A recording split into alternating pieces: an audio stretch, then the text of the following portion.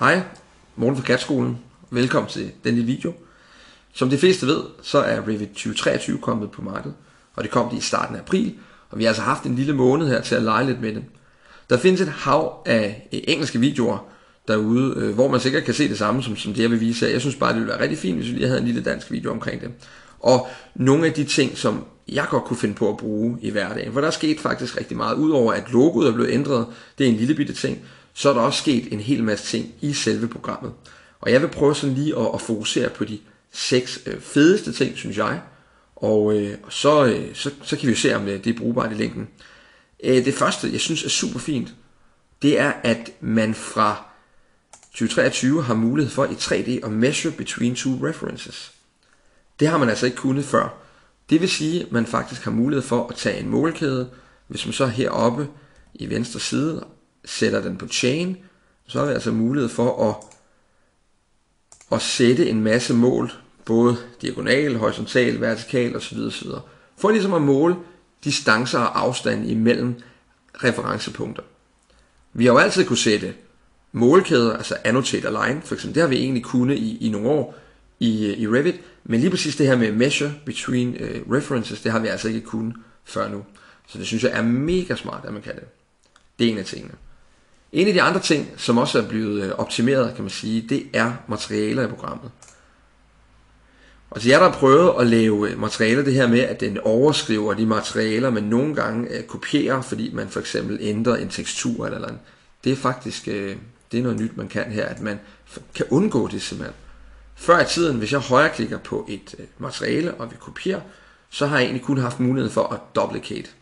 Så jeg har ikke haft mulighed for de her 2, duplicate materials and assets and duplicate using shared assets. Den gamle version i 2022 og før dem, der var det i virkeligheden duplicate using shared assets. Det vil sige, at den delte en hel række egenskaber, for eksempel teksturer. Så hvis man roterede teksturen, så blev den også roteret på det gamle materiale, man har kopieret osv. Her der kan man altså duplicate materials and assets, og det vil sige, at den laver en kopi af både teksturen og de øvrige egenskaber, og så slipper man for at overskrive det gamle, man har kopieret fra. Så det er altså super smart. Udover det her med at kopiere, kan vi lige her, så er der også, jeg tror jeg lige cancel her, så er der også kommet en anden rigtig, rigtig smart ting. Og i virkeligheden, så synes jeg, det er et behov, der er blevet skabt, fordi jeg har egentlig ikke rigtig tænkt på det, men der har åbenbart været efterspørgsel på det, fordi at der er blevet lavet nogle muligheder for at se herover i vores project browser, hvad for nogle views er lagt på sheets. Og det har vi ikke kunnet før, og jeg har ikke rigtig tænkt på, at det kunne være fedt, men nu hvor det er kommet i 23, så synes jeg, det er mega fedt, at man rent faktisk kan se, hvad er det, hvad er det for nogle. Dem, der er blå, de firkanter her i project browser, der er blå, det er dem, der ligesom ligger på sheets, de er ligesom klar til at blive printet. Dem, der er hvide, er ikke lagt på sheets endnu. Så på den måde er der ligesom sådan skabt et behov, og jeg tænker, det er cool. Hvis vi så prøver at gå ned på nogle sheets her, vi siger plans for eksempel, her, så har vi dem allerede lagt, og de er helt sikkert blå, dem der så ligger her. Hvis jeg så vil udskifte et sheet, eller et view på det her sheet selvfølgelig, så er faktisk, det er en af de nye ting også, som er kommet i programmet, det er, at jeg kan klikke på et sheet, og så herop i views, op under min ribbon her i Modify Viewports, der er altså mulighed for at skifte det her view ud med for eksempel Elevation North, hvis det nu var det. Og kan se, så skifter den lynhurtigt view ud, og så kan man flytte det ned. Så man har altså mulighed for at gøre det. Man har ikke tidligere, så gjorde jeg, det er meget forskelligt, hvordan man arbejder i programmet. Tidligere så slettede jeg det her viewport, og så lavede jeg ligesom en drag and drop på ny, hvor jeg lagde det nye sheet over. Så her der har vi altså mulighed for at skifte sådan lige med det samme, bare lige ved at klikke på det, og så klikke heroppe under Modify Viewports. Så på den måde er det altså også optimeret rigtig, rigtig meget. En anden ting, der også er kommet, det er, hvis jeg for eksempel går i en level her. Og det er i virkeligheden en ting, jeg må erkende. Jeg har arbejdet en del med families, og jeg har egentlig aldrig rigtig opdaget det her, som det kan. Fordi når man laver et snit, hvis jeg tager et view og siger section, og kører ned igennem en family her, så har jeg mulighed for at lave et snit ned igennem.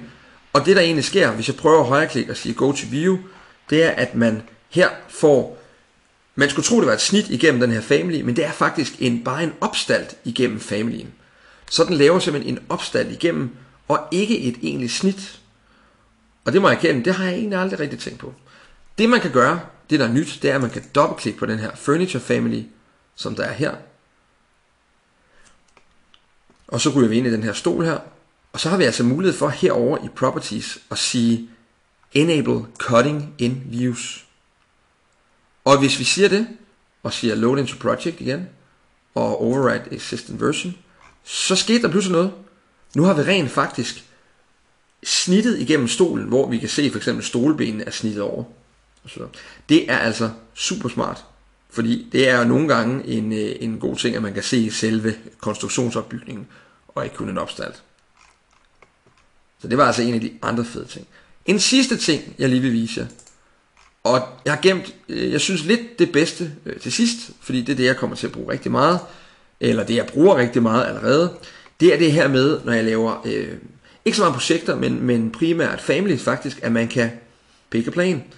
Og det kender vi jo fra normalt, at vi går i architecture og siger set work plane, og så har vi altså mulighed for at pick a plane, hvis vi skal arbejde på et eller andet skråflade for eksempel. Her der er der kommet by default rent faktisk en genvej til pick a plane, det har der ikke været tidligere.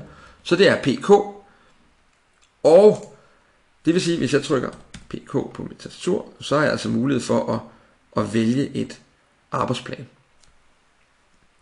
Man har også mulighed for at direkte herop i Set Work Plane og trykke på den her drop down, og så kan vi også gå direkte til Pick a Plane. Så vi behøver altså ikke længere at gå ind i Set Work Plane, Pick a Plane, OK. Der er en genvejstast, og til dem som jeg, der bruger det rigtig meget, jamen der er det altså en kæmpe fordel, at man bare lige kan trykke PK og så komme videre, eller at man kan lave den her drop down. Det er sådan en lille bitte feature, som jeg synes er super fin. Så det var de her 6 highlights, jeg gerne lige ville snakke lidt om, som jeg synes ville være fede at prøve. Noget af det, jeg sådan personligt kommer til at bruge selv, det er måske Annotate, og så er det nok Pick a Plane. Altså de 2 ting, og så Materials også, det her, man kan kopiere uden at overskrive andre elementer. Så det er dem, jeg synes er allerfedest, men de 6 er super fine. Så det var det. Tak fordi I gad at lytte. Hej.